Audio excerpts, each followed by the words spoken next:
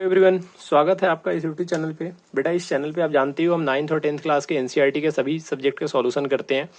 आज का जो हमारा क्वेश्चन होने वाला है वो है अरिथमेटिक प्रोग्रेशन एक्सरसाइज 5.3 का क्वेश्चन नंबर आपका 8 है। ठीक है, सबसे पहले क्वेश्चन को पढ़ते हैं। क्वेश्चन क्या बोल रहा है? Find the sum of first 51 term of an AP whose second and third term are 14 and 18। बड़े आराम से क्वेश्चन को समझो। क्वेश्चन बोल रहा है कि सम ऑफ 51 टर्म निकालना है। सम ऑफ 51 टर्म का मतलब जानते हो ना आप, S51 होता है, तो S51 आपको निकालना है। ये आपको गिवन नहीं है। सेकेंड टर्म कितना दिया हुआ है? 14 और थर्ड टर्म कितना दिया हुआ है? 18। अच्छा, सेकेंड टर्म का मतलब क्या होता है? क्या S2 होता है? नहीं सर, H2 नहीं होता। क्या होता है? A2 होता है। इसका मतलब A2 का वैल्यू कितना दिया हुआ है? 14। अगर A2 और S2 में आपको कंफ्यूजन है तो सबसे पहले कंसेप्ट को बेटा क्लियर करो। कंसेप्चुअल जो क्वेश्चन वाले जो वीडियो है वो देखो, फिर यहाँ पे आप आओ और इस क्वेश्चन को देखो, आपको सब कुछ क्लियर हो जाएगा। तो सेकंड टर्म कितना है? 14 है, तो A2 का वैल्यू 14 हो गया। और यहाँ पे थर्ड टर्म है। थर्ड टर्म का मतलब क्या होता है? A3। इसका मतलब A3 का वैल्यू कितना दिया हुआ है? A3 का वैल्यू दिया हुआ है 18। यहां तक समझ में आ रहा है?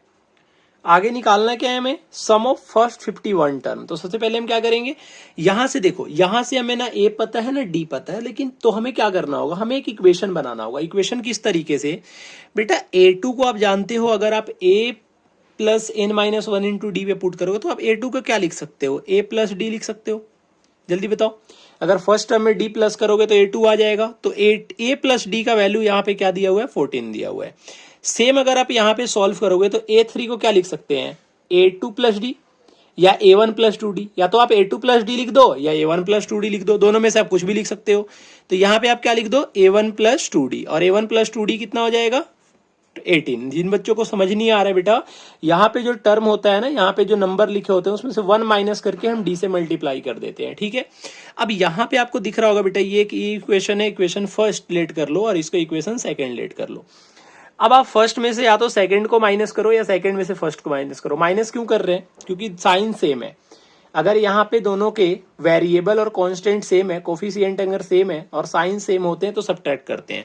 तो आप लिख दो सब्ट्रैक्टिंग। क्या लिखोगे? Subtracting equation second from equation first. लिख लो भाई, फ्रॉम इक्वेशन फर्स्ट। फर्स्ट में से सेकंड को माइनस कर दो, मतलब आप A plus d is equal to 14, उसमें से माइनस कर रहे हो A plus 2D is equal to 18 को।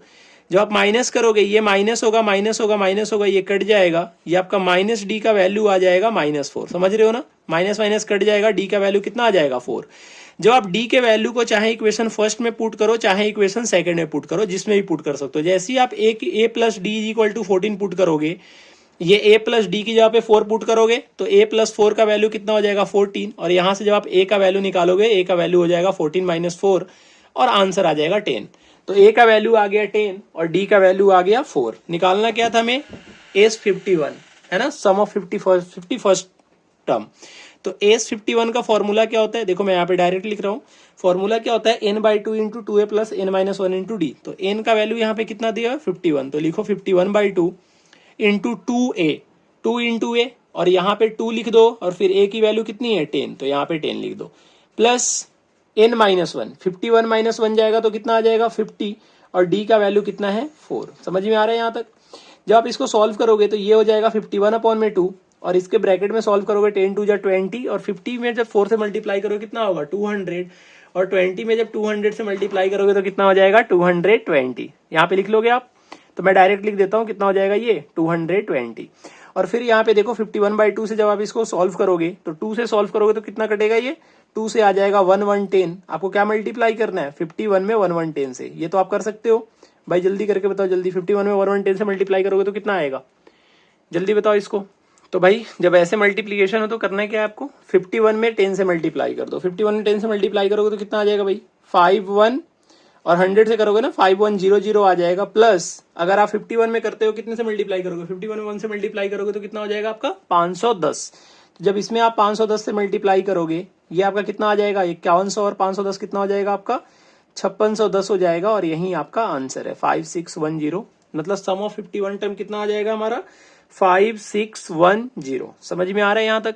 तो यही आपका आंसर है। क्वेश्चन क्या दे रखा था? पहले फिर से क्वेश्चन समझ लो। एक सेकंड टर्म दे रखा था इसका 14, थर्ड टर्म दे रखा था 18। जब भी इस तरीके क्वेश्चन है दो टर्म गिवन हो, आप दो इक्वेशन बनाओ और इक्वेशन से ए और डी की वैल्यू निकाल लो। कैसे निकलेगा? या तो सब्ट्रैक्ट करके निकलेगा या तो ऐड करके निकलेगा।